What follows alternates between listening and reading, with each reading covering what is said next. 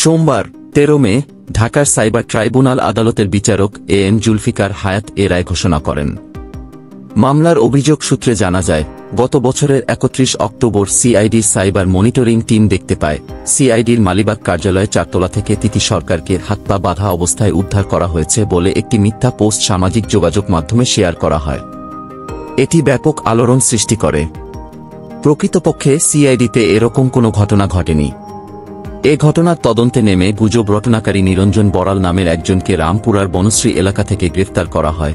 নিরঞ্জন সহ অজ্ঞাত আরও কয়েকজনের বিরুদ্ধে গত 2 নভেম্বর পল্টন থানায় ডিজিটাল নিরাপত্তা আইনে একটি মামলা করা হয়।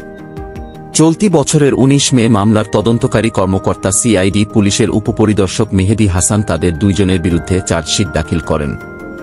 25 অক্টোবর সকাল 9টায় পল্লবীর নিজ বাসা থেকে থানার উদ্দেশ্যে বের হয়েছিলেন তিথি সরকার। এরপর 15 দিন ধরে নিখোঁজ ছিলেন তিনি। জানা যায়, দীর্ঘদিন ধরে মহানবী সাল্লাল্লাহু আলাইহি ওয়াসাল্লামকে নিয়ে ফেসবুকে ও বিভিন্ন সামাজিক যোগাযোগ মাধ্যমে বিরূপ মন্তব্য করে আসছিলেন তিথি সরকার। পরে ধর্ম অবমাননার অভিযোগে জগন্নাথ বিশ্ববিদ্যালয়ের সব ছাত্র সংগঠন ও সাধারণ শিক্ষার্থীরা তিথি সরকারের বহিষ্কার দাবিতে মানববন্ধন ও প্রতিবাদ সমাবেশ করেন।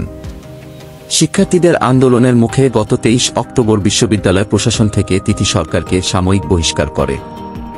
এরপর তার পরিবার থেকে অভিযোগ আসে তিথি নিখোঁজ।